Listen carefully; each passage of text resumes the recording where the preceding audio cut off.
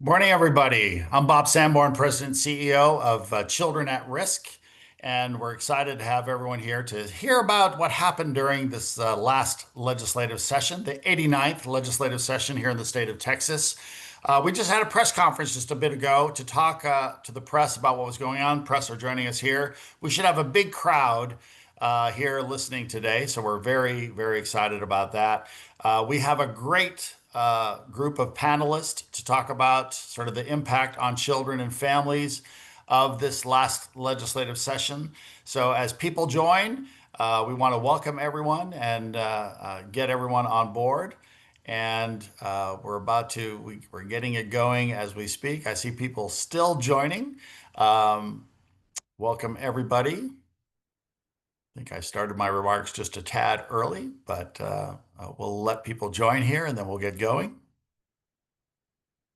Absolutely. Thank you to our sponsor, HEB, for being here. And I also want to thank all of the staff that work so diligently from so many organizations and from Children at Risk, right, trying to pass and help in the passage of legislation that has a positive impact on children.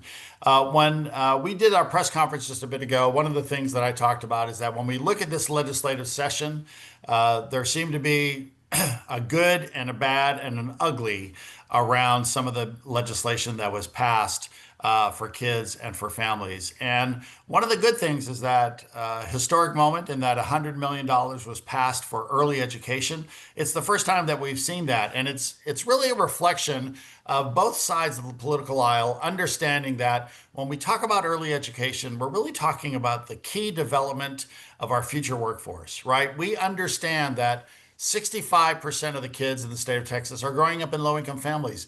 But when we're talking about these families, we're talking about working families. And when you go to work, you want to make sure that your kids are well attended to. And we also know that if you go to high quality early education, those kids are going to be ready to win academically, ready to do very well. So we're very excited about that. That new influx of money for early education, for childcare. It's going to be a big win, and it's absolutely one of the really good things that we saw coming from the legislative session. A number of good things happened, but for me, that was really a key good thing. I think when I think about the bad in the good and the bad and the ugly, I think I have to go to the ESA or the voucher bill. And we have a lot of apprehension about this voucher bill. There may be some good things that come from it, and we're excited about those possibilities. But I think one of the worrisome thing is out of $1 billion going to vouchers, how is 200 million saved for already families that already have their kids in private schools, right? That seems like a subsidy for the more affluent, and so we're very worried about that. We want to have great public schools because it is the great equalizer in our state and in our country, having high quality public education, and we really want that focus to be there. And there is this spin about this was also a great investment in public education by extra money. But the reality of that extra money is this is money that was denied to public education for the last two legislative sessions. So we have to remember that as well. So we want the new money in public education, but we really want an investment in innovation, and we want an investment in making sure that every single one of those children are going to be successful in our state. I think two things around the voucher bill that we liked. One is that one of the things we saw was that there is a prohibition from schools that haven't been around for 2 years to sort of open and get some of that money. So you have to have been around for 2 years before you're eligible for the voucher money. That's going to prevent a lot of fly-by-night schools from starting up. We're also very appreciative that the idea of nationally normed tests need to be administered for kids that are taking the voucher so we can understand how those kids are doing academically within those schools. For me, the big ugly thing around this legislative session was the EBT bill and the idea that it passed the House and the Senate with $60 million of Texas money to be matched by close to $450 million of federal money, all going towards those kids in the summer that are hungry, those kids that are food insecure. And we're very excited about the possibility of that happening. And then we got a veto from the governor, and that's ugly. We hope that there's going to be some reversal around that. I think the governor needs to understand that this is the majority of our kids. This is a lot of kids. And the hungriest time in the year for our children is during the summer when they don't have access to the school breakfast and lunch programs. And so we want to see if we might get that reversed because as of now, it's one of the ugly things. So as I look at the good and the bad and the ugly, there's probably a number of other things that a number of you are thinking, well, how about this and how about this? Well, I hope that we're going to get to all of those things today as we go through this. And so let's go ahead and start with Mandy Kimball. And Mandy is our vice president, and she is the chief government affairs officer at Children at Risk. Mandy, I'm excited about this legislative session overview because it's much shorter than the legislative session, and it's just jam-packed with good stuff. It's almost like the Cliff Notes. No one else remembers Cliff Notes, but it's this whole idea that you get this synopsis right off the bat of what was good and what was bad and everything in between. So I'll let you take it away. Thank you, Mandy, for all the work that you and your team have done here, and I look forward to your remarks. Thanks, Dr. Bob. Good morning, everyone. Thank you for joining us today. And I want to give a big thank you to our partners and those who are presenting today.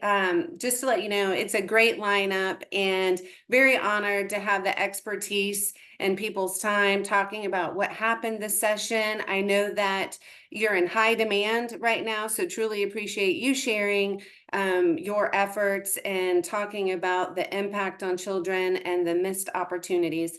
I also want to thank everyone on this call who advocated for children and families. Extremely important. I know we have folks from across the state of Texas and various communities, and your voice mattered.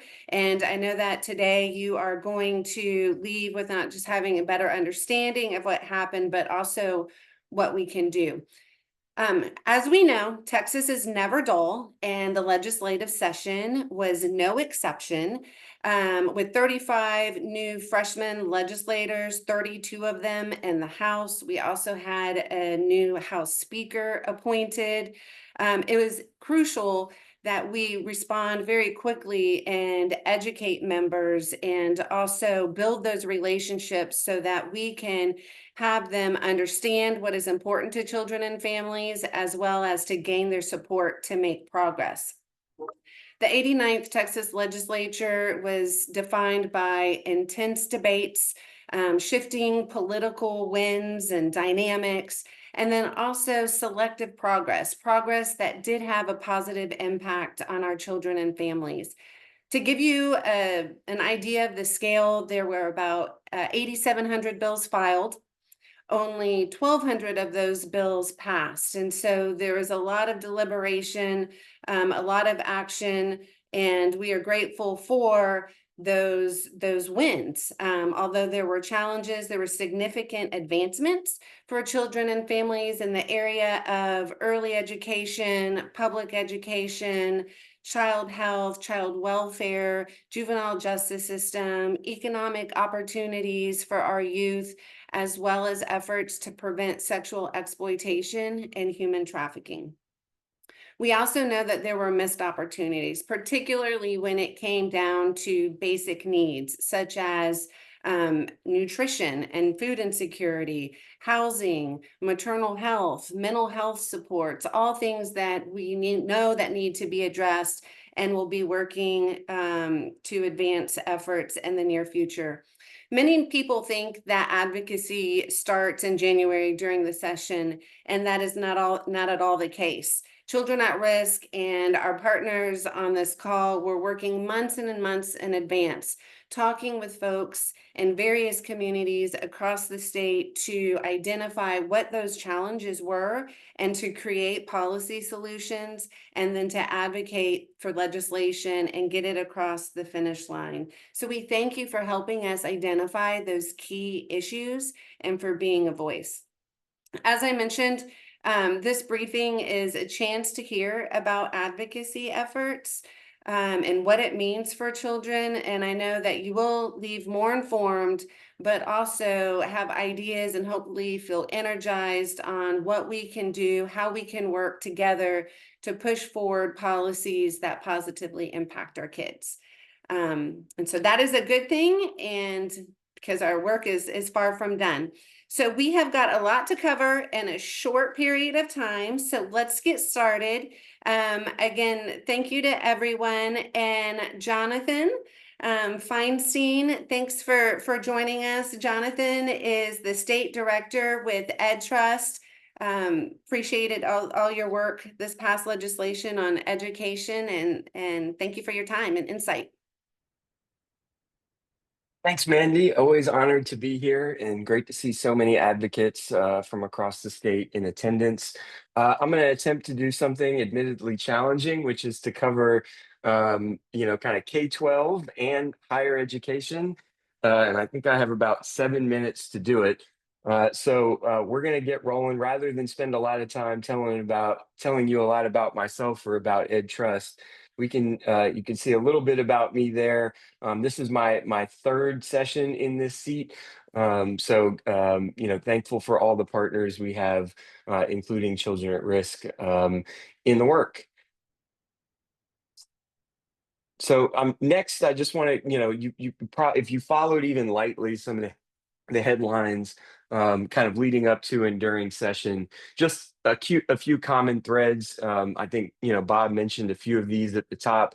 If you haven't heard this phrase, and I'm not necessarily adopting it, but if you hear it, I want you to know what it's in reference to.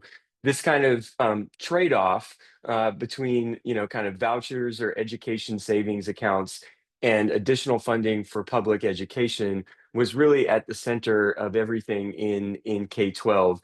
And that was really a continuation from the prior session, right, in terms of the unfinished business, as neither of those policy areas really got resolved in 2023. They came back and were obviously the focal point in this most recent regular session. And I'll talk in more detail about some of the things Bob mentioned in terms of the contours of the two primary bills behind this Texas two-step. The other piece, I am going to talk a little bit about higher education, and I'm going to kind of center on two themes. One is kind of the ongoing and very active discussion about the value of higher education for students in terms of rising costs of attendance, and then kind of the return on that investment in terms of employability and earnings. That's what I refer to as value. But as everybody knows, and this kind of bleeds into the third bullet, there's been a lot of attention, especially in recent years, and with the new federal administration increasingly paying attention to kind of the values part. So kind of questions and attacks on academic freedom and the nature of curriculum and campus climates in higher education. So I'll talk about the dynamics that were at play in some of the major bills that passed in those two areas. And then I will be referring to a couple of bills. We won't go as deep as we probably could about really this is something that's played out since my first session back in 2021, but really the continued kind of culture wars and use of anti quote unquote DEI as kind of active frames for a lot of the conversations across K-12 and higher education in the state. So to get into the details, next slide is really going to be on that quote unquote Texas two-step. So I'll start with House Bill 2. That's the primary school finance bill that Bob mentioned at the top. Very high level. This is an increased investment of about $8.5 billion over the next 2 years, over the biennium. For some context, for those of you who were around back in 2019 when the last school finance bill passed, it was House Bill 3 at that time. That was about $6.5 billion increase really to the spending in our public schools. And so just for context, this is larger than that amount. At $8.5 billion. I'll say when we started this session, while there were lots of calls for more money, it was very unclear what that number would be and that it would ever get as high as $8.5 billion. That being said, there was a lot of, you probably followed some of the divergence between the House and the Senate on how to provide this additional funding. Where the bill ultimately landed was some compromise, but more on the side of restricted funding to districts rather than more flexible ways to flow those dollars to districts. So you probably heard a lot about the basic allotment and calls for even larger increases to that kind of base foundation amount in per pupil spending. That is not what happened. What did happen is the creation of this new allotment for basic costs, about $1.3 billion, that was designed to help districts cover some of those inflationary operating challenges. And we know that they still have them even after passage of this bill. There are also targeted investments really in early learning, specifically some new dollars around reading intervention for tutoring, specifically before third grade or when students fail, say, that third grade assessment. There is a huge focus on teacher pay. The about 4.2 billion of that 8.5 is really around teacher and staff compensation, with a big focus on retaining teachers, especially our more experienced teachers, when they make it to years 3 and 4, as well as to years 5 and above. There was also an expansion of a program that was introduced back in 2019, the Teacher Incentive Allotment, expanding the percentage of eligible teachers and the payout amount for teachers who are kind of identified and designated as effective.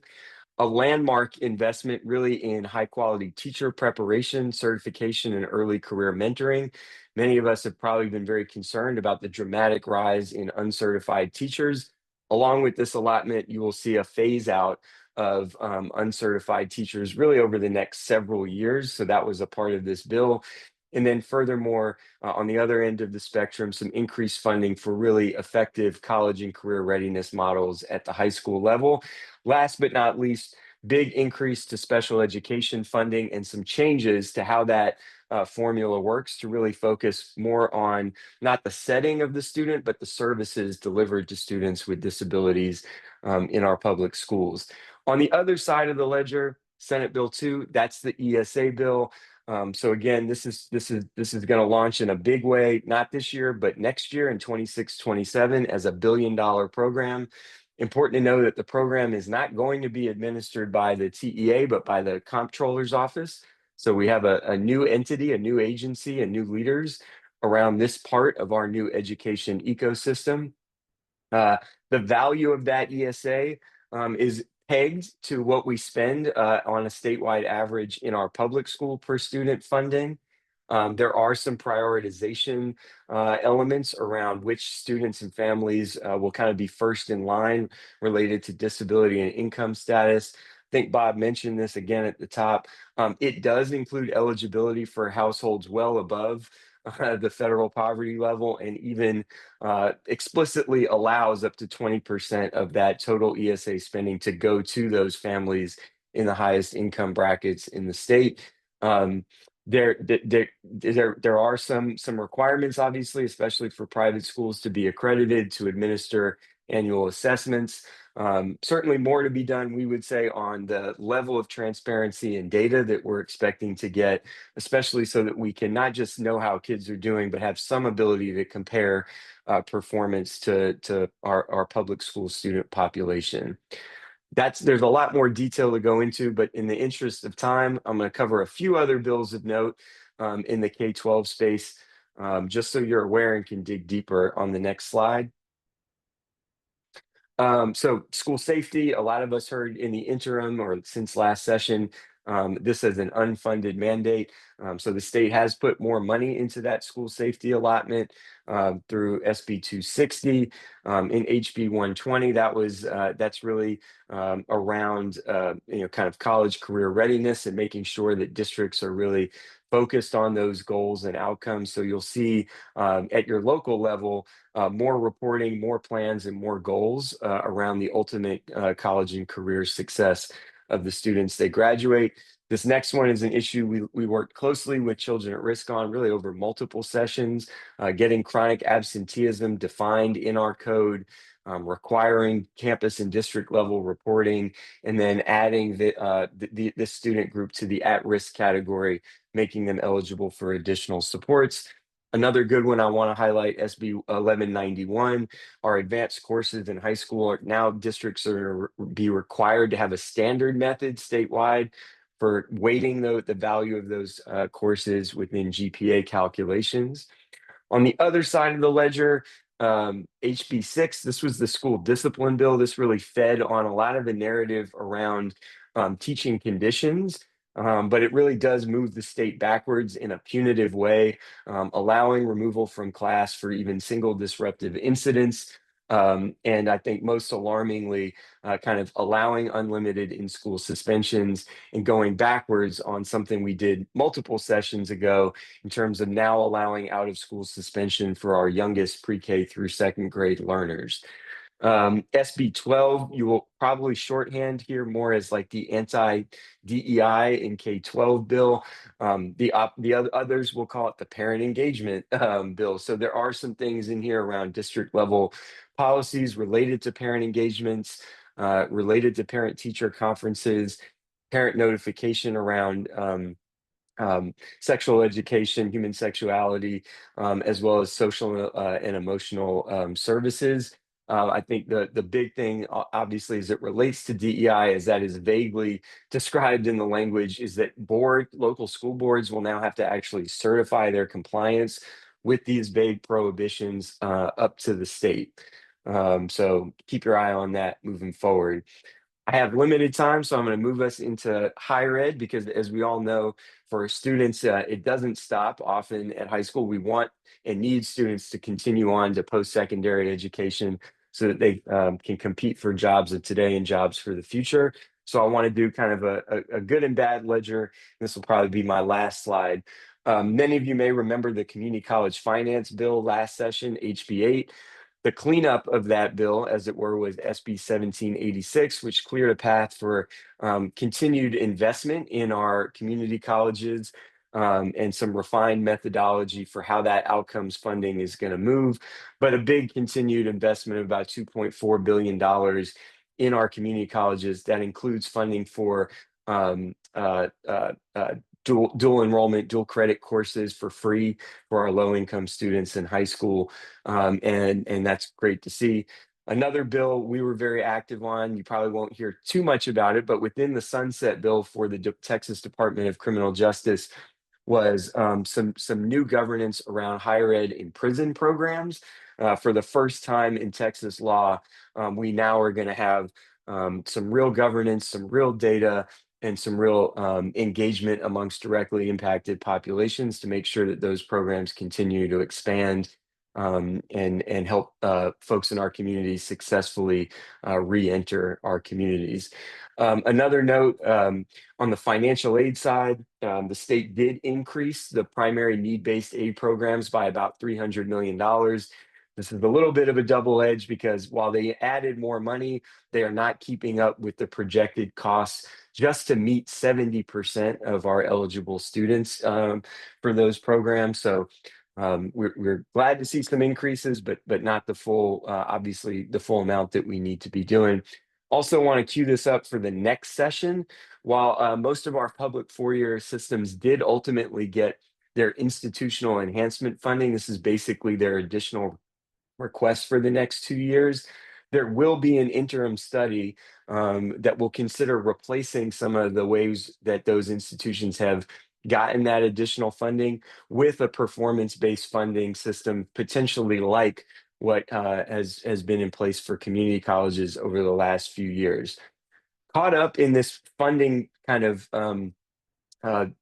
situation for our higher education institutions was SB 37.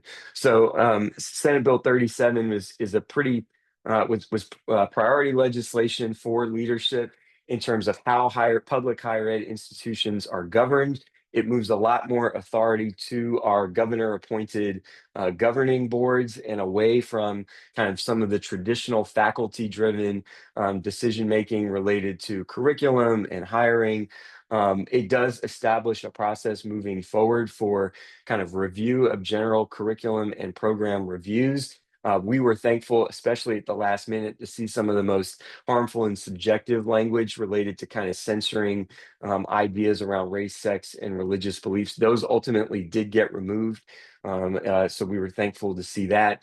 And then this, I'm sure you've seen in the news, and we are actively working on what comes next, despite the fact that the legislature did not advance bills that would have repealed the Texas Dream Act, which provides access to in-state tuition and aid to high school graduates, regardless of kind of their documentation status. Immediately following the session, the Department of Justice at the federal level and our Texas Attorney General signed a court agreement that is now invalidating the DREAM Act for students who are not lawfully present in the U.S. So that's playing out in real time and obviously is having a real impact on a lot of students right now, even as they prepare for the fall 2025 semester. Sorry if I went over. I know we got a lot to get to, so we'll keep it moving. My Thank contact you. info is there too. Yes, wonderful. Thank you, Jonathan, and thank you for your efforts. And it's a skill to go over in-depth policy. So thank you for breaking it down for us. And we will definitely share these slides out with other people so you can dig in a little bit more. But thank you, Jonathan. Up next, we have Clayton Travis, Director of Advocacy and Health Policy at Texas Pediatric Society. Clayton, thank you for your time and everything that you did this session. I know there's some challenging conversations and appreciate everything you did to protect children and families. Thank you. Thanks so much, and thanks again for having me, and appreciate the wealth of expertise on this call and the panelists and those attending. I cover health policy, obviously. I work on behalf of the Texas Pediatric Society. We're the statewide chapter of the American Academy of Pediatrics, and I represent about 4,800 pediatricians, pediatric subspecialists, and medical students. And so our goal, of course, is to make sure children are healthy and they are thriving in whatever community they come from. So that's our goal going into session.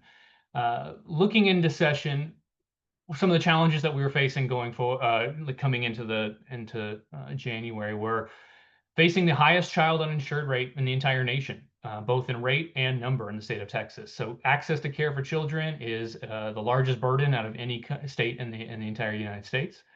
We had continued mental health struggles among our children, especially as a result of isolation and social media, and of course, access to care, like we just talked about.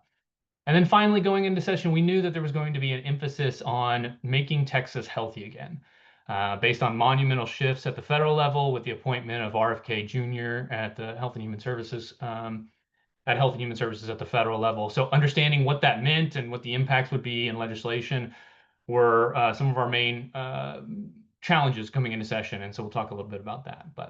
So I'm going to go over some of the bills that passed during the legislative session, some ones that were problematic that passed in a wide range of areas, from public health to access to care to Medicaid to mental health. And hopefully I won't take up too much time. And then we'll do some quick budget hits as well. So to start on the tobacco and drug side of things, I wanted to start with SB 3, which is probably the most pertinent issue that we're going to be tackling going forward, as the special session is going to be starting in 11 days now. And SB 3, of course, prohibits the sale, distribution, and the use of consumable hemp products in the state of Texas. The Texas Pediatric Society, along with Organized Medicine, was supportive of this bill to ensure that these products don't end up in the hands of children. The best way to do that is to take them off the market completely.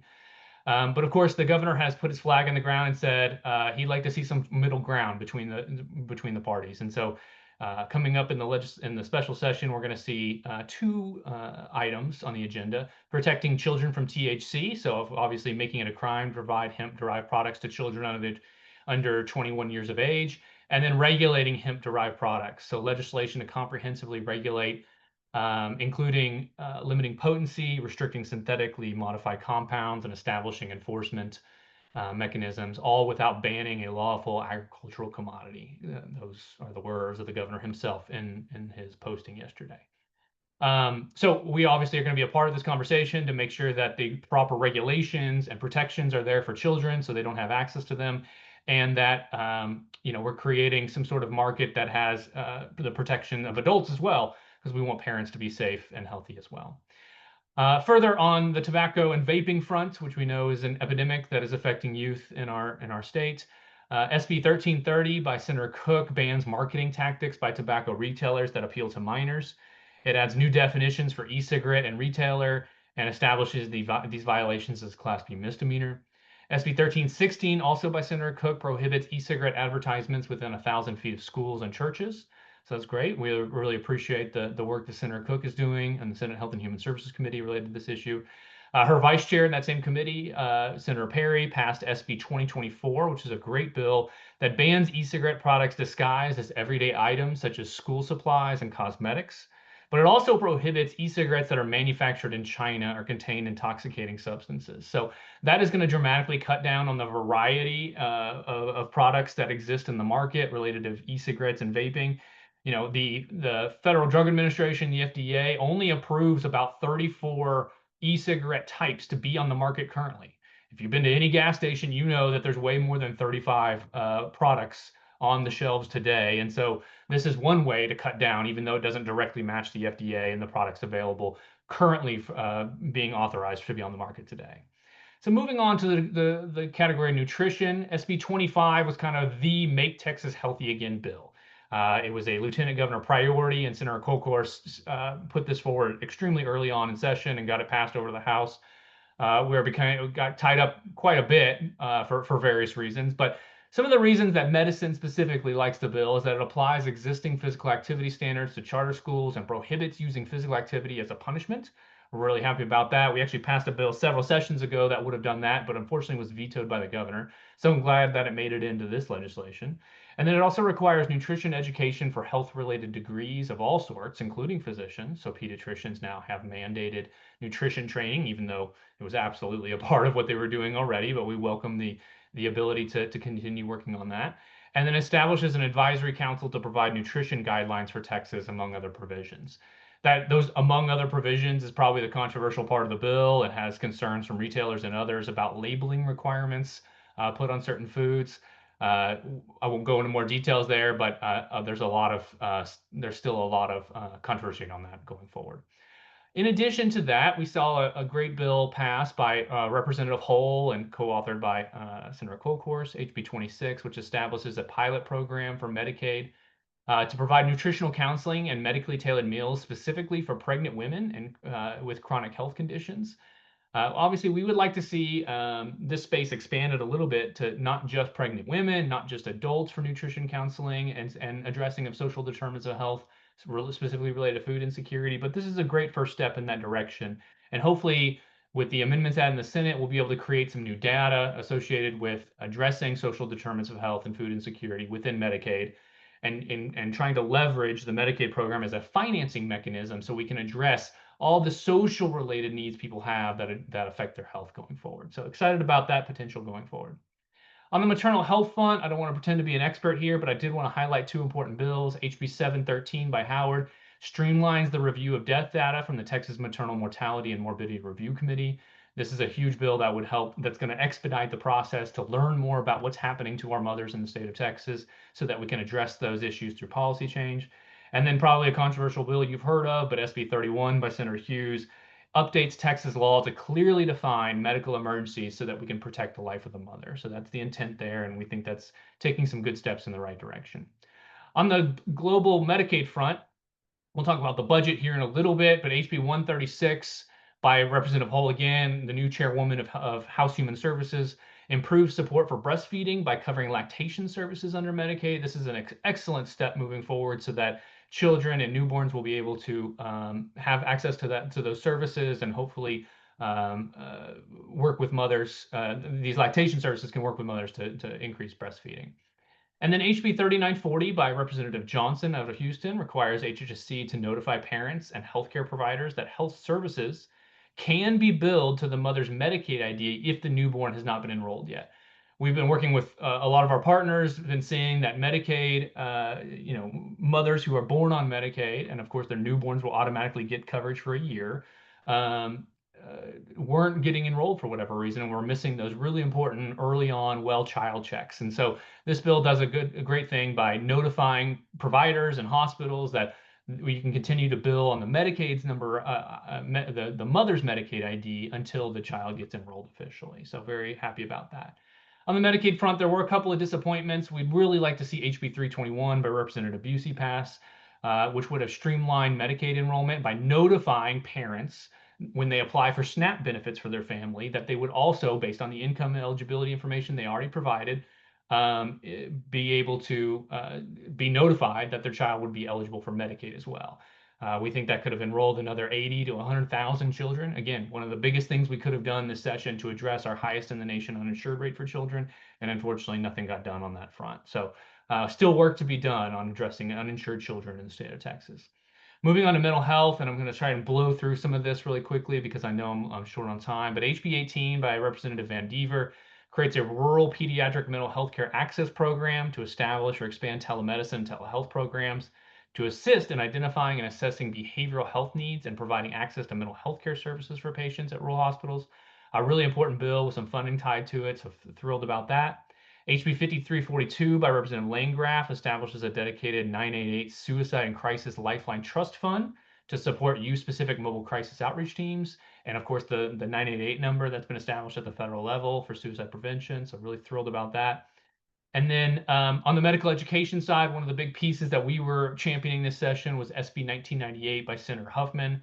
It creates a pediatric subspecialty preceptorship program, which allows medical students to basically intern with a pediatric subspecialist to hopefully get them to go into that field, because pediatric subspecialists, you may not know, typically make less money than their adult counterparts and also less money than primary care pediatricians. And so we have a huge shortage of pediatric subspecialists, whether it's pediatric cardiology or nephrology or ophthalmology, et cetera. So hopefully that will build that pipeline going forward. On the medical education front, we also passed SB 646 by Senator West, which broadens eligibility and increases assistance in the mental health loan repayment program. No surprise that we have a huge shortage of mental health providers in the state of Texas, so that will go a long way. On the social media front, we are obviously concerned about the impact of social media on children, its isolating effects, and its ability to unfortunately lead children down a path based on algorithms that they and their parents have no control over into some dark places. And so one thing that might help is SB 2420 by Paxton, which requires app stores to employ age verification, obtain parental consent to use the mobile application by minors, and provide information from app developers regarding the app's rating. So that's one step in the right direction. I think there's more that could be done in some bills that didn't pass related to default parental notifications on some of these apps. But again, a step in the right direction. We're really excited about that bill. A couple setbacks on the public health front. Again, we mentioned Make Texas Healthy Again. While the Senate bill that I already highlighted on nutrition didn't include it, of course, RFK Jr. is known for his stance on immunizations and his casting doubt on their effectiveness and safety, which of course, if I had to reiterate one more time, vaccines are safe, effective, and save lives. And so to cast doubt on these public health, some of the greatest public health interventions we've ever had is extremely unfortunate.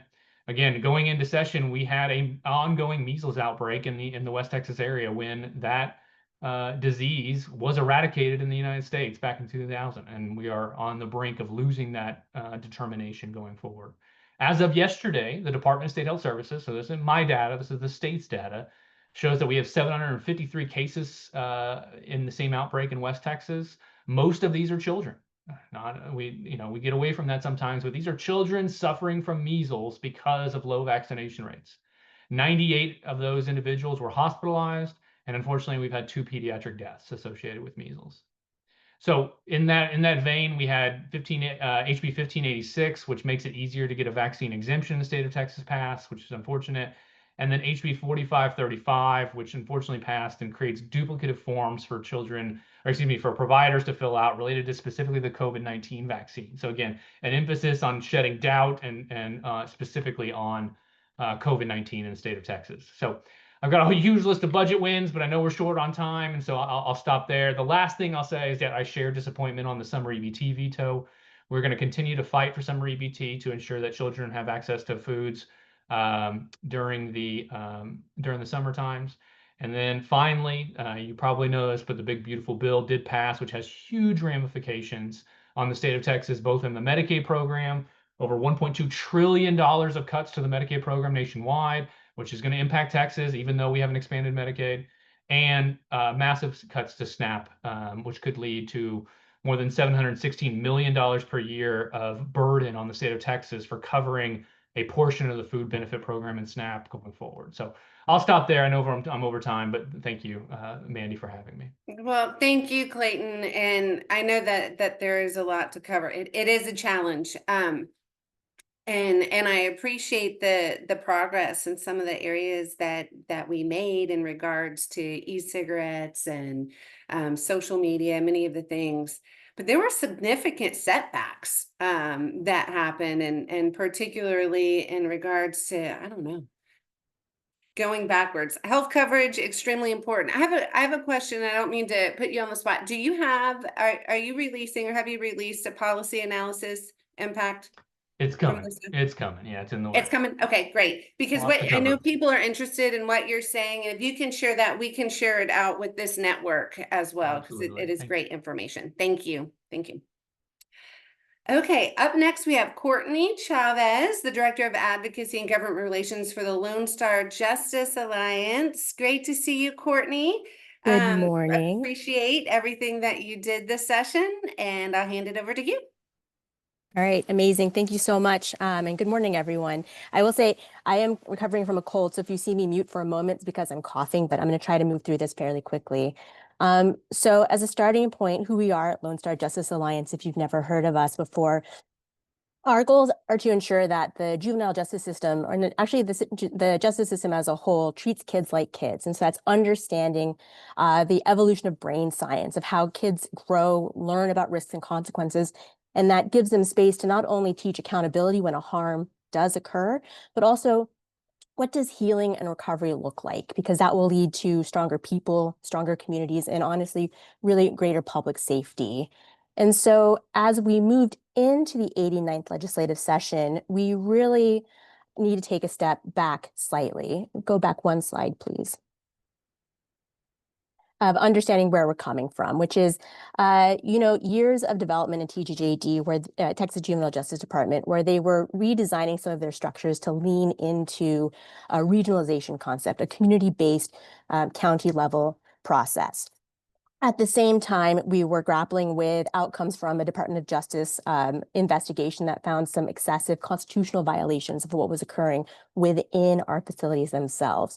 So LSJA really decided to put together an ongoing group of individuals that crossed stakeholders, from community members, impacted youth from TJJD, but also law enforcement and other representatives of advocacy groups, to understand how can we combat this issue that we all see is happening at every level. And so moving into the 89th legislative session, our key legislation was House Bill 31, which was championed by Dean Thompson. So as a starting point walking into this space, there was agreement that within the Texas juvenile justice system, there is a staffing problem. They cannot retain staff to really support the ratio of kids to staff within the facilities that are run by the state. However, what came out of session was that there was a very strong disagreement on what that solution would look like. So under House Bill 31, we really wanted to lean into this concept that TJJD was advocating for initially, which is regionalization. Majority of our kids who are caught up in the juvenile justice system are nonviolent offenders. So how do we keep them shallow in the system? How do we ensure that they have the community program, community support, in order to get them back on track and rehabilitated and back into communities? In addition, responding to the DOJ report directly, which is how do we reduce violence that was occurring in facility, that was occurring to both youth and staff? So the bill really focused on limiting the actual offenses of who would be eligible to go into a state-run facility versus who should stay closer to home, but also minimizing the use of pepper spray, which was being used as the disciplinary tool, and solitary confinement as we were moving forward. Now, what occurred during session was an opposing bill. And quite frankly, in the very beginning, we weren't trying to pit one bill versus the other, but that is essentially what occurred. So when Senate Bill 1727 came out, it was really a punishment and discipline bill. It was a concept that was developed during session, which is that the kids that are in facilities are violent and they need to be shown discipline and punishment in order to create better behavioral outcomes.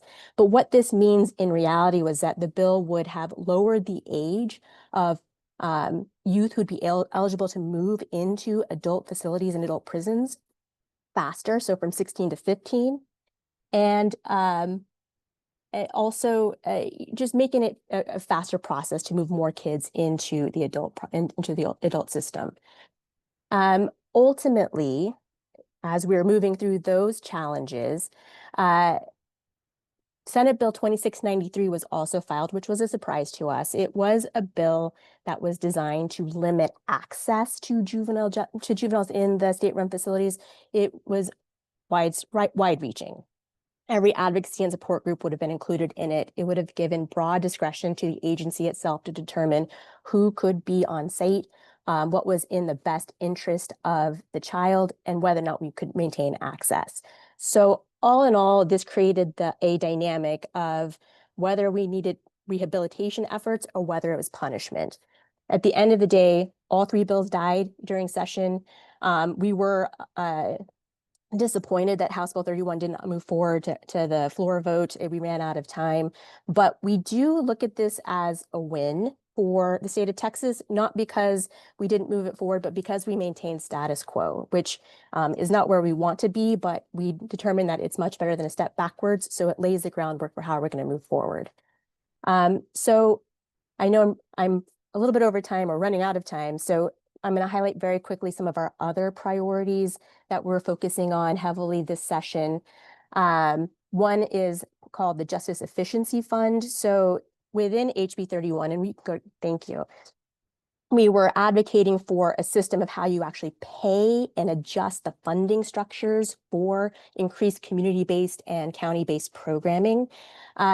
We are going to continue to move that concept forward because we do see that if you're moving more kids out of a state-run facility, because you're reducing population there by keeping them closer to home at the county level, you're also getting a monetary savings. And so how do you move that back to support more capacity building at the community level?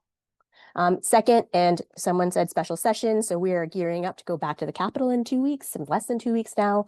Senate Bill 1278 is another bill of ours that is on the list for special session. So it's an affirmative defense for trafficking survivors. We know a lot of our youth and young adults are caught up in human trafficking scenarios and often charged with the crimes of their abusers. So what we are attempting to do is create a defense for them within the criminal justice system itself to say that they should be found not guilty in these spaces, not charged at all. We did get unanimous yes votes in both the House and the Senate, but unfortunately, the governor did veto that bill. But we are gearing up for a special session and ready to go again. Last two bills, so we are wide-ranging in how we approach policy in Texas. So House Bill 200 looking at extreme sentences. So this does target our kids who are charged with, very extensive crimes when they are under the age of 18 who are being sentenced to 40 years in prison. All we're asking for in those bills are to give them a second look, a chance at parole earlier than 40 years. Because imagine being 15 years old, charged with a crime that you will not see parole until you're maybe in your late 50s. And finally, raising the age of criminal responsibility. So looking ahead, we are getting ready for special session. I will be at the Capitol with everybody else advocating for Senate Bill 1278 amongst others, but also we are already in preparation for the 90th legislative session. The Texas Juvenile Justice Department is up for review. We're going to evaluate where they are, help support changes in the system itself, and then also redouble our efforts on opportunity youth legislation, which we work on very closely at the local level, but now we're going to scale that up to state. If you have any other questions, we do have a report summaries on our website that you can go and check out if you want to learn more. You can also reach out to us and ask any other questions you have about the legislation that we're supporting. Thank you. Thank you, Courtney, so much. And is it okay if we send that report out to the participants here so that Absolutely. they can have it? Great information. Send We everything. appreciate it. Yeah. Thank you. All right. Up next, we have Kim Coffrin, Director of Education for Children at Risk, talking about early childhood. I know it was a fun session for you, Kim. Take it Yeah, away. I remember talking to fellow colleagues, how's your session going? Like, we're actually doing okay. So early childhood is one of the bright spots, one of the good spots that Dr. Bob was talking about earlier. So when we go ahead and go to the next slide, when I've been talking about childcare and the early childhood ecosystem, I've been using this tricycle as a metaphor because it's much cuter than a three-legged stool. But it just is a reminder that um, we have to think about the whole system when we think about systems change. If we just focus on the brick and mortar, the physical locations, we're gonna miss the other opportunities. If we just focus on the early childhood educators, there's still two other, and if we only focus on those two, will those be affordable then for families? And that's this current system that we're working in. And so making sure, one, do we have enough facilities? Where are our childcare deserts? Two, where are our educators? Are there enough educators? Are they trained? Do they have the education they need? Are they compensated enough to be able to stay and maintain and build a career?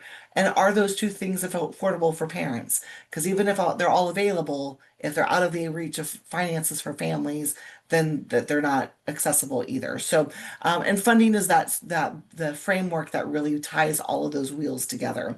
So funding was on the top of our first and foremost in our head. We asked for funding last session. We went big and bold, knowing the ARPA dollars were running out. And so we were wanting to be more measured, but still have an ask. And we were also faced with uh, the childcare wait list of almost 95,000 kids on the childcare wait list. Go ahead and move the next slide. And so through lots of efforts and some great champions, we were able to secure $100 million in the childcare services through Texas Workforce Commission through unspent TANF dollars. And so this is the first time that Texas has acknowledged that the money that we get from the feds through the Child Care Development Block Grant is not enough to meet the needs of our Texans. And so we are thrilled with this investment. We have a long way to go to continue to make sure that it's a consistent investment over years and we build upon that. But it's the first step to many, many more exciting news. So we're excited about that trajectory. On the other side is HB2, and Jonathan talked about this a little bit earlier. In that big education bill, that $8.5 billion, there is a little more money for the early education allotment of about $90 million, and that's the allotment that's geared towards pre-K through third kiddos. Ultimately, the bill doesn't. Ultimately, the bill changes the distribution of those EEA funding, and doesn't correct the full half-day funding formula that we are currently still in. But we're thankful for this investment, and then but we're also very watching closely about how this all gets funneled through school districts. So those that are serving a lot of pre-K students versus those that are serving very few pre-K students. So more eyes to watch and to see how this funding all plays out. HB2 did some other things. It helped with some language changes with certificate of occupancies for partnerships between school districts and childcare centers that hopefully will make it easier. It increased teachers teachers' children are now eligible for pre-K within in-district programming, which is a great thing. And it also is creating these intermediary organizations that will their primary focus will be around partnerships. Those won't get implemented until 2027. So there's lots of rules that need to be written around what these are and how they get determined. But we know they will be watching and regulating tuition-based pre-K from ISDs and then pre-K classroom expansion. So lots of eyes on HB2 and implementation, not just this year, but in future years as well. Go ahead and go to the next slide. Back to the childcare deserts, right? Oh, those brick and mortars, do we have enough? Where are they? Is it accessible to families? And we know we've lost about 75,000 seats from 23 to 24 across the state. And we know we've seen an increase of about a 24, a 24% drop. The percentage has gone up, but in family childcare. So really trying to listen to what's happening. And Senate Bill 599 is helping eliminate the local municipalities' additional rules on family childcare providers. So hopefully that will make it easier for family childcare providers to be serviced in those communities. And then House Bill 2294 is around reimbursement rates, allowing local workforce boards to fill in the gap of those childcare programs that are charging parents less than their reimbursement rate, that they can fill in those gaps with local dollars along that. So giving some power back to local workforce boards to address those childcare deserts. We also, go ahead to the next slide. We also are looking at the workforce. Senate Bill 462 is prioritizing income eligible childcare workers to prioritize their children on that wait list. Prior to this bill passage, they were on the wait list like everybody else. And so now they are going to be prioritized, knowing that when our early child educators are in the classrooms, they are being able to serve more children. So hopefully it will not only get their children off the wait list, but they can serve more children that need that care. Senate Bill 1265 is focused around employers and getting them connected with various options for their employees on how to find childcare and what different options they can do. So that'll be a website that's set up through TWC, and we're looking forward to that implementation. House Bill 3963 is around what we call ESIDS, the Early Childhood Integrated Data Systems, bringing the data across the systems together so we can truly get a good picture of what's happening in our early childhood classrooms across the state. And then the last two bills are around governance. Go ahead, thanks. House Bill 117 is creating a governor's task force around the governance. Those of us that are in the field know that we are in very many silos across the state and across state agencies. And this governance task force is designed to bring in agency leaders and staff, as well as community members and stakeholders and childcare providers to talk about what is the best options around governance. They will have a report out at the end of 26, gearing up for the 27 session. So we're anxious to see that process. And then House Bill 4903 is setting up a quad agency early childhood initiative, looking at the regulations and streamlining the regulations between the four main state agencies that touch early childhood. So seeing where those are duplicative and how they can be streamlined. That's an ongoing committee, so that work will continue. And then we also have many of those state agencies, TWC, HHS, where childcare regulations are, and DFPS are all under sunset review this year, and so we'll be manning that and watching that closely as well. So lots of great stuff in the session, as well as lots to look forward to, and it'll be a busy interim as we approach the next steps. That's great. Thank you, Kim. It will be a busy interim. Congratulations on the success, and look forward to working with you. Up next, we have Caroline Roberts, General Counsel and Senior Director of Public Policy with Children at Risk, talking about safety and opportunity, particularly around opportunity youth and some human trafficking efforts, anti-human trafficking efforts. Thanks, Caroline. Thank you. And I will go quickly. I know we're running a little bit behind. Next slide, please. So first, some big policy wins around human trafficking prevention.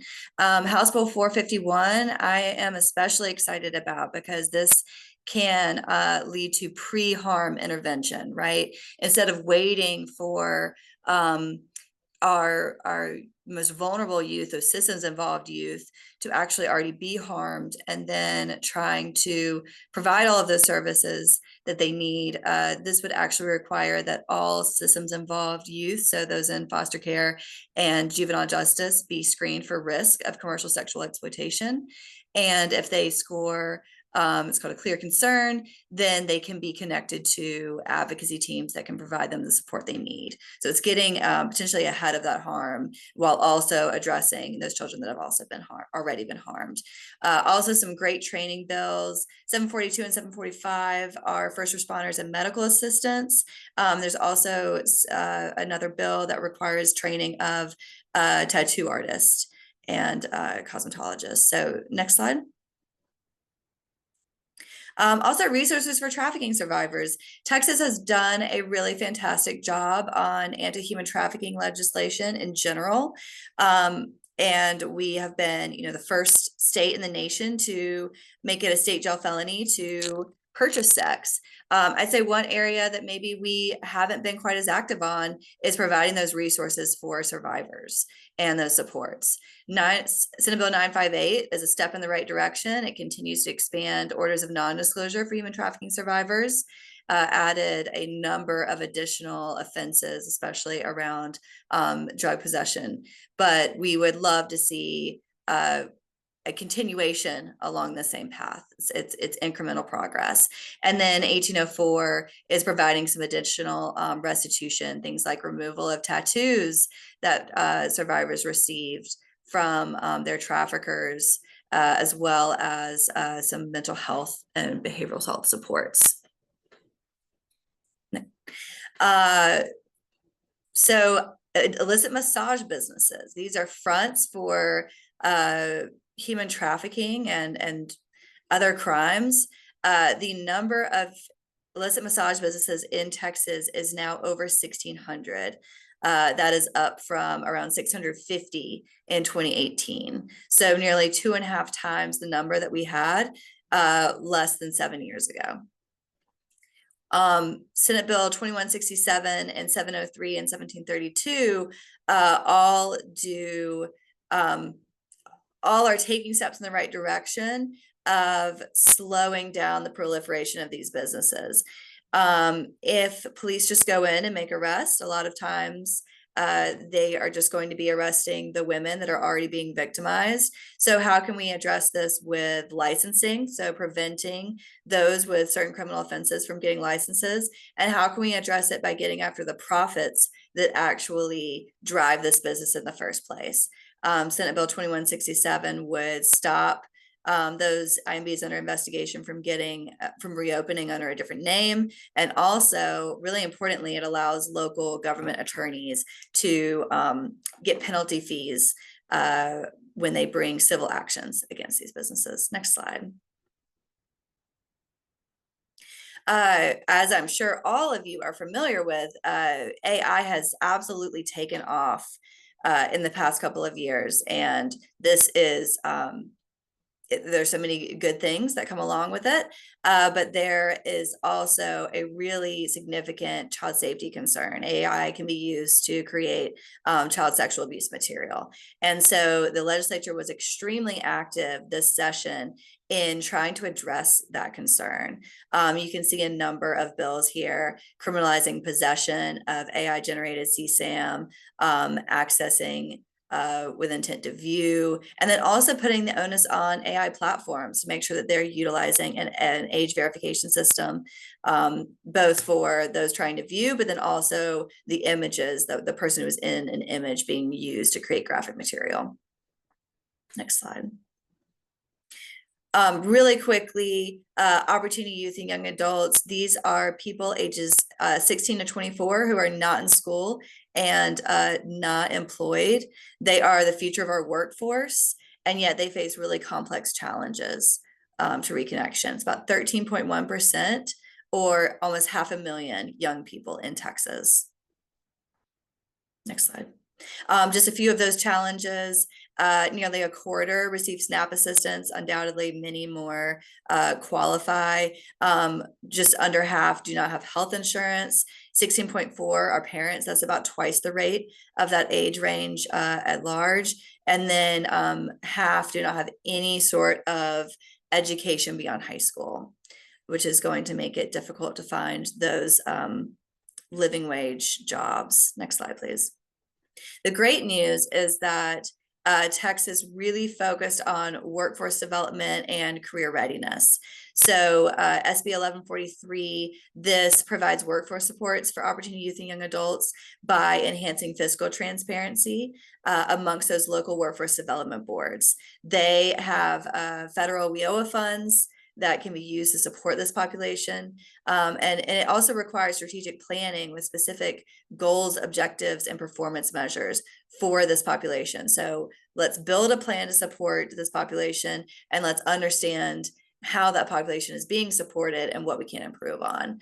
2448 really focused on rural workforce development. We know that disconnection rates are even higher for our rural areas. So creating those pathways to careers that are available in those areas. Next slide. Higher education pathways. I will just breeze through this because we'll send out the slides, but again, focusing on career readiness, focusing on ways to provide students with certificates of merit before they've even graduated high school, or by the time they've graduated high school, academic fresh start. And then also, so that's reducing the time that you can get an academic fresh start from 10 years to 5.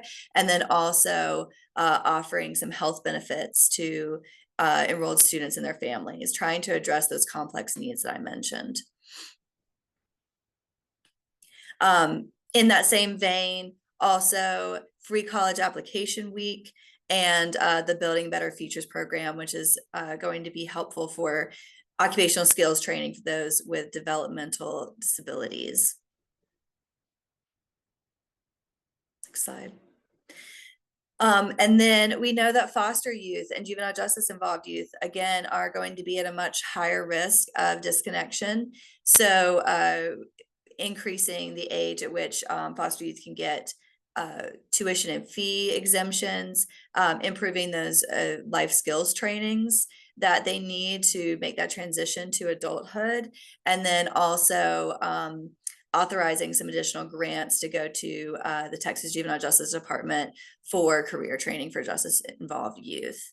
Just 2 really quick missed opportunities for human trafficking. My colleague Courtney has already shared that, but for opportunity youth, House Bill 3844 would have codified a statutory definition of opportunity youth. So that we're all using the same language and have the same meaning. And then 1784 would have assisted students who are homeless, or also including the former foster youth, with additional supports. That means access to a liaison officer, temporary housing during those summer or breaks where they might be experiencing homelessness, and then also prioritization of housing. I just want to continue, as Jonathan mentioned, a caution around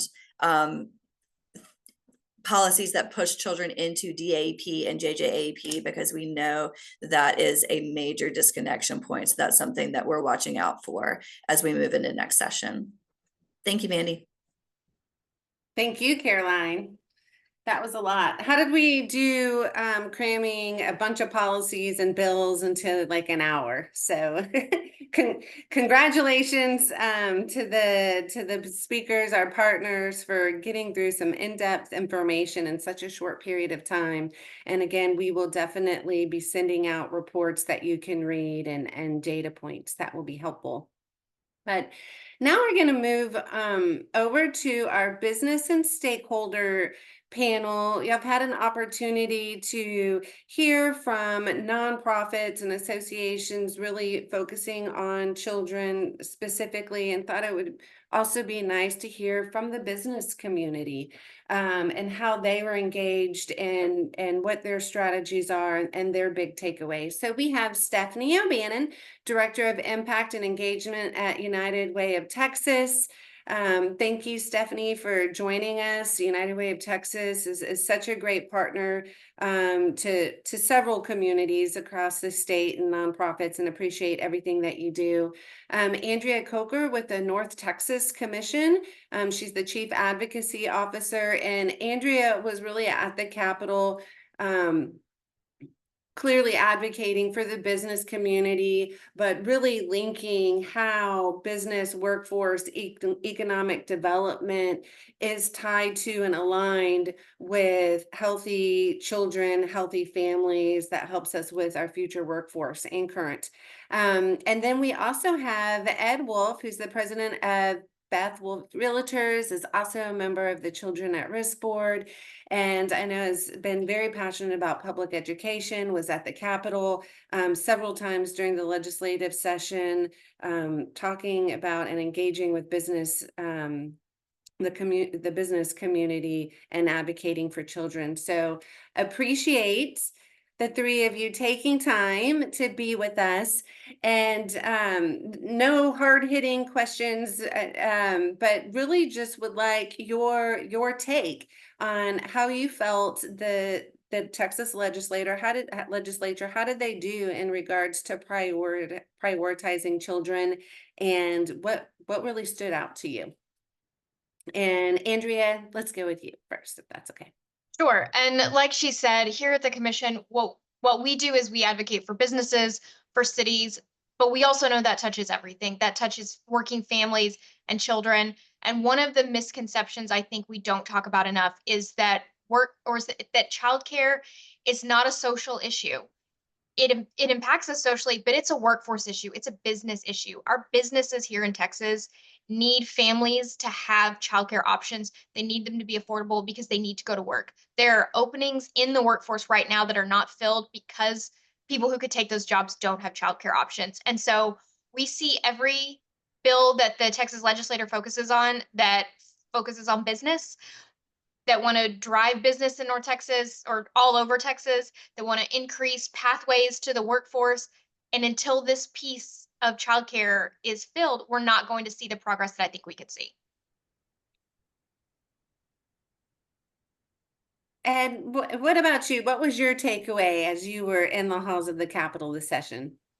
It was very positive to see the end result of the work that Children at Risk has done, because I think I would call this a very successful legislative session, even though some of the areas like vouchers were things that we didn't necessarily support, but we are going to participate in the implementation and ensure that public education isn't impacted.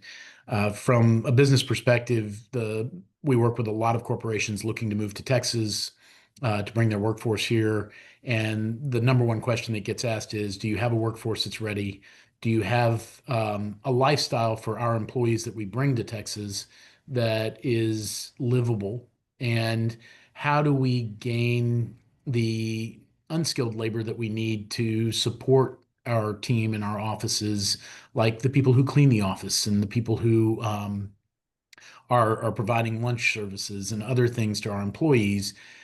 And when somebody has to consider a job at $12 or $15 an hour versus paying $15 an hour for their child to be in some sort of daycare while they work, they're going to choose being home with their child. You can't have somebody working just to pay for their childcare. And the impact of the early childhood education provides dollars that not only help parents find a place for their children to be while they work, but also elevates the children's education prior to going into pre-K and developing them to become a valuable member in the workforce in the future. So I think we've accomplished two things which are very valuable to the workforce. I do think that there's a long way to go. And in particular, we need to make sure that the areas that are most underserved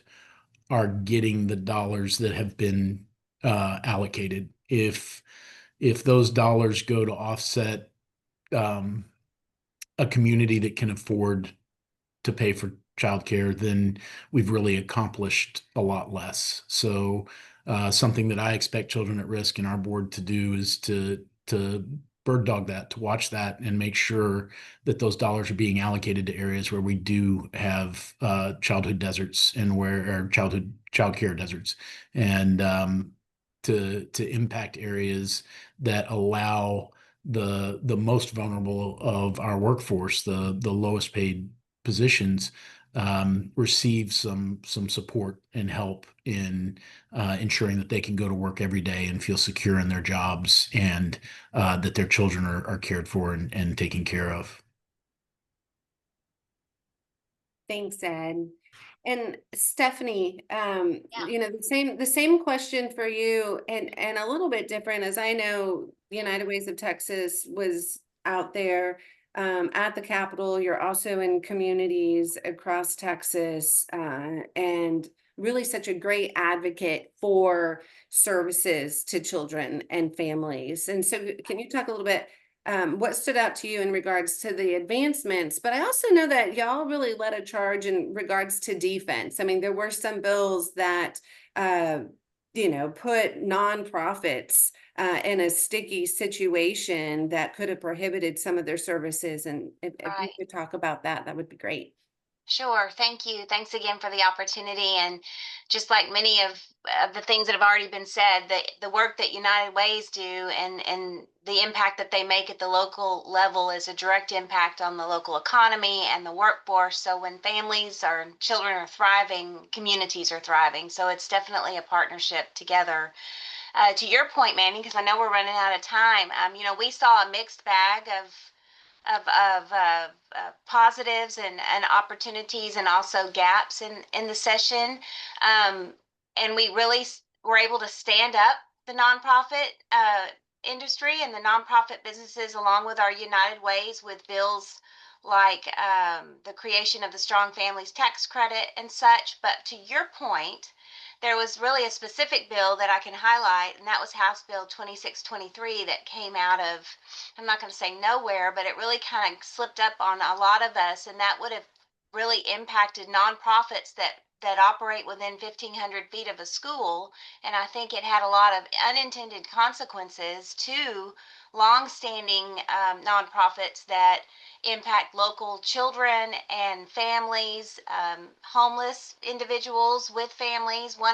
One specific nonprofit in our community and many other communities was Family Promise, longtime wonderful nonprofit in our communities, helping families move from homelessness to sustainability to having jobs and becoming self-sustaining in our community, would have been significantly impacted. So I think what you saw is a rise up from the nonprofit sector. We had local businesses that came with us and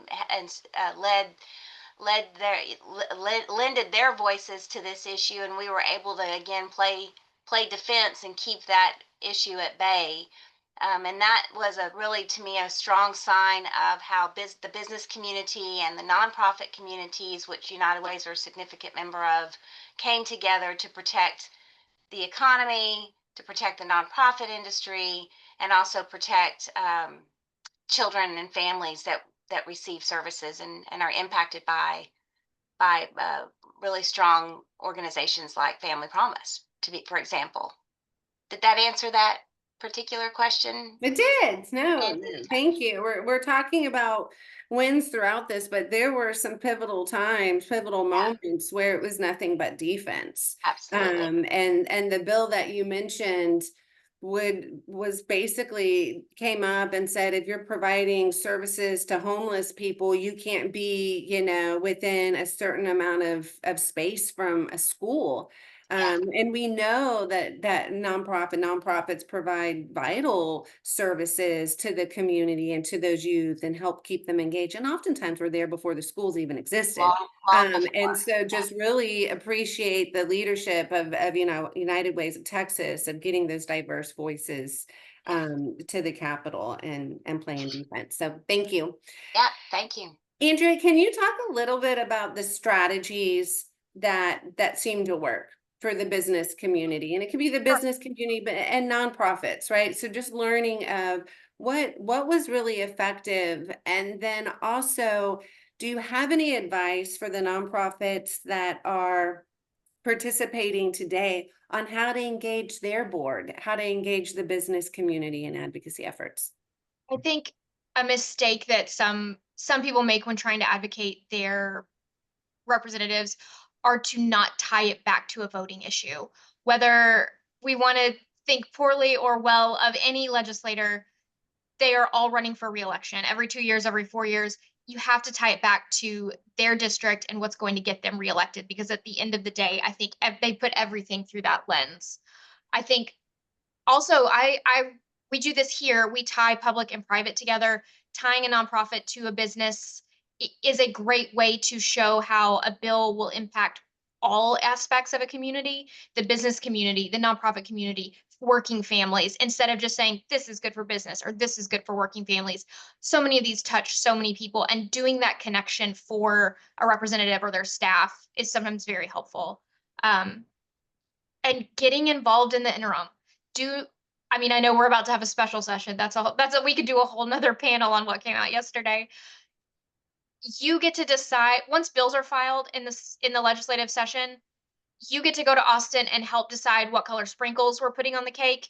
We get to decide the flavor during the interim. And so we've got to be advocating for what we want in our legislators' offices in Austin, in the district, working to establish priorities and starting to talk about them early and now while they're writing bills, while they're thinking about what's coming in the next session. It might only be 140 days, but the work is every day. So getting involved early, making those relationships with your representatives, making those relationships with their staff that's going to go along. You don't want to walk into their office the first time when you need something. Thank you. Very, very true. Ed, again to you, you've been doing this for a minute. What strategies do you see that bear fruit, and any suggestions for nonprofits here on how to engage their board? Yeah, and it is vital that members of the business community that are not paid staff or advocates for the organization are there educated enough to speak to the members of the legislature and bring the perspective of somebody who's working on the ground in the business community. The added value, the work that all of you do is incredible, and the knowledge that you have about this specific topic is vital. But if it's conveyed by members of your board who are in the community, who in particular are constituents of the individuals you're speaking to, it is amplified, provided at a much louder level. And as business leaders, we can go to the organizations that we work with, the trade organizations, and different members of our work communities to engage them and bring them along to these meetings and respond and reply in bulk and in mass to the members of our legislature when called on upon you to do so. So I can't tell you how vital and important that is. And after witnessing it for 20 years, 2 or 3 constituents sitting in somebody's office with the right information can have the most impact because that member of the legislature is going to listen to their constituents. Thank you. And Stephanie, we will wrap up with you as Director of Impact and Community Engagements. What is your suggestion in regards to how United Ways of Texas connects with communities and gets them engaged? Yeah, so I've been in nonprofit work my entire career, and nonprofits, they're a business, and we need to think of ourselves as a business, and we are an important industry in our state. We've helped stand up an organization called Texas Nonprofit Strong, and there's some valuable information there. We have a report called Built for Texas that will show the impact that the nonprofit has on our state, and that's really important data as you position yourselves as nonprofit organizations. You are at the business table, and so I think that that's important to begin to ensure that board of directors and stakeholders understand the economic impact of what nonprofits bring to our communities and our state. And turning our local policy wins into, or these policy wins into local change, and being a leader in that effort. Really be a leader in the effort to bridge the business and nonprofit sector even further. Take this momentum and continue to build that relationship between the business and nonprofit sectors as one. Especially, I think we have some opportunities to really focus, and Andrea and Ed have all talked about this, but especially around workforce development. and digital access, affordable housing, and of course, childcare being a key link to workforce development are all opportunities and momentum that's built that we can continue to push forward in our local communities in building those relationships. Using data is really important, and there's so many data platforms. There's to build what the community, what the challenges look like in your own community, to be able to tell that story back to your local elected officials, your local stakeholders, your boards, and begin that preparation. As you all have said throughout this entire thing, it never stops. And so keep that momentum going, keep the conversation going, and keep educating your local communities to your value, the impact you're making, so that when the next session rolls around, we'll be prepared to deploy that message. Great. Thank you. Thank you all. Appreciate everything that y'all have done and planning to do, and look forward to the continued partnership. So appreciate you. Thank you. All right, so we have Jason Sabo, who's gonna wrap us up. I'm sure that many of y'all know him. He's the founder of Frontera Strategy. This is a man who works across the state of Texas with nonprofits and the philanthropic community, as well as nationally. So he's got his ear, up to the federal level, to local levels, state levels, and really is a master of strategy. So Jason, thank you so much for joining us today. Thank you for everything you did during session. And I think people have heard a lot that we're not done. There's still more to do. So appreciate your thoughts and guidance in regards to next steps. Awesome. So thank you all for having me. And Mandy, we need to get you a new picture because that's like my high school yearbook shot you got there. A little embarrassing. Okay, I've got a very small amount of time and I've got a very big amount of stuff I want to say. So the way that I'm going to bucket this is, first I'm going to talk about kind of what's happening next at the state level. And then I want to talk about what's happening next at the federal level, just to there's a lot going on right now. And I do this for a living, right? And I live it, I breathe it. And even I'm having a harder and harder time kind of keeping tabs on what's going on. So what I want to talk about kind of in rank order of urgency, right? The timeline is kind of pressing on all of this for what's happening at the state level and what's happening at the federal level. So with that state bucket, there are 4 things specifically that I want to talk about in the state bucket: the special session, the Sunset Commission, the next upcoming legislative session, and the 2026 Democrat and Republican primaries, which are going to kind of drive things going forward. So first off, as we've heard over and over again, there's going to be a special session that starts at 9 a.m. on July 21st. The agenda of the special session was announced yesterday. The thing to remember about this special session is it's really only about one issue, which is redistricting. Everything else is an excuse to bring the legislature back and keep them there to vote on redistricting. Previous to the flood incident that happened last week, for all of us, huge hugs. Many of us are impacted by that. I know that I was personally. What we're seeing is now a lot of the special session, and I think that Miranda is going to put the agenda in the chat. The special session agenda is a lot about the floods now, which is totally important and totally relevant. So without the addition of that substantive stuff, I don't know if the Democrats would have showed up even for this special session, with a big agenda being THC, which could easily be done next session, or this redistricting stuff, which they don't want to do. So now with the addition of the flood, everything gets kind of put into the blender. So, but remember, this thing about the special session is it is congressional redistricting to squeeze 2 or 3 seats because President Trump has requested this happen, knowing that in order for the for the Republicans to maintain control of the U.S. House after the midterm elections, when the president will likely do kind of badly as they normally do, they need more Republican-friendly seats, and they're looking to Texas to redistrict 2 or 3 more of those. That's why we're having a special session, period. The flood stuff is a great additional substantive stuff, but this would have happened regardless of the flood stuff. This is about redistricting. Second, the Sunset Commission.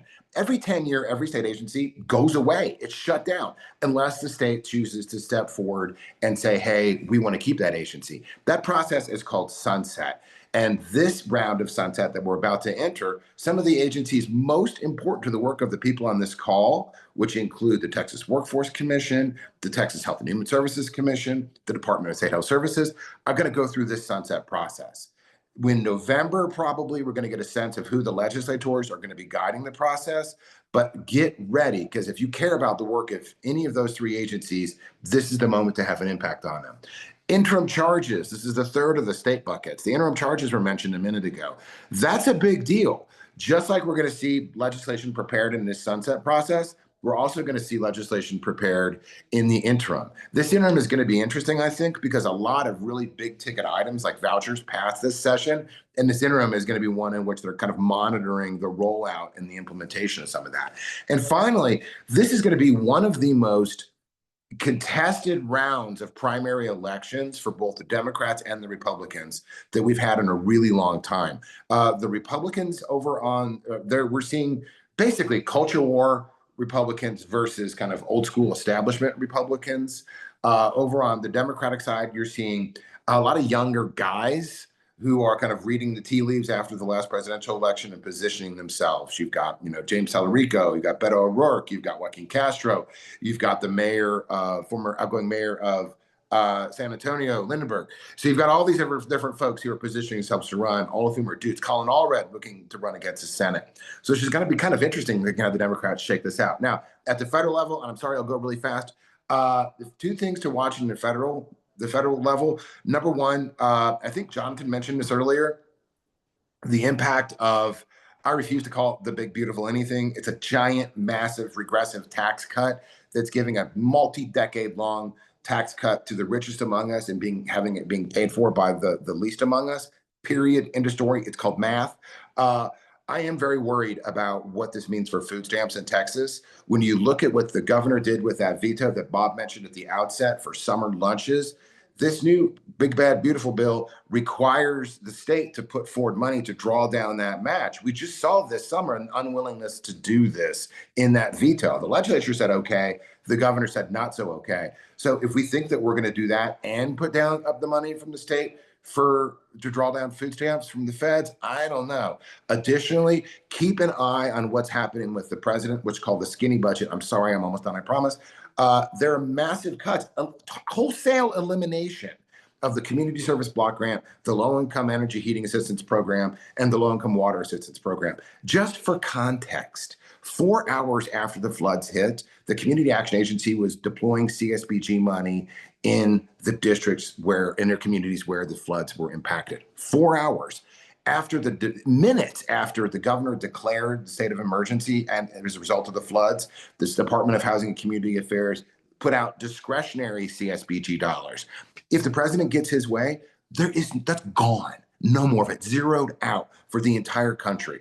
Think about what that would have meant in the last few days alone. We have to fight. We have to protect that. So remember, 4 things at the state side: special session, sunset, the legislative session that's upcoming, interim charges, and the primaries.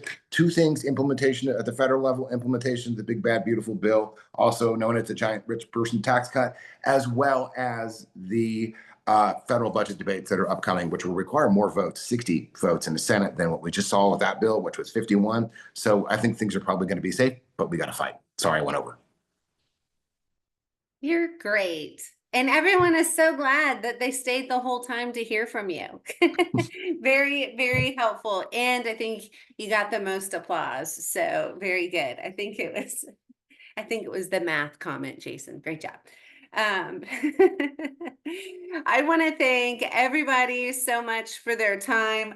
Again, as we started off, advocacy starts before session. So session is over, although we'll have a special session, but there's a lot to do and conversations to have. I know Jason and all the partners speaking today are going to be working with communities, be working with the nonprofit sector, business community, school districts to make sure that we are aligned and that we are ready, that we have the data to really lift the voice up for children and families and make sure that Texas is taking care taking care of ourselves. A lot going on the federal level, so stay tuned and we'll continue to share out information. There is a survey link, so we would love your feedback. So please share that with us. And then we will follow up with slides and reports from the various communities so you can have a deeper dive. So again, thank you everybody for what you do, and hope you enjoy the summer. For children, take care.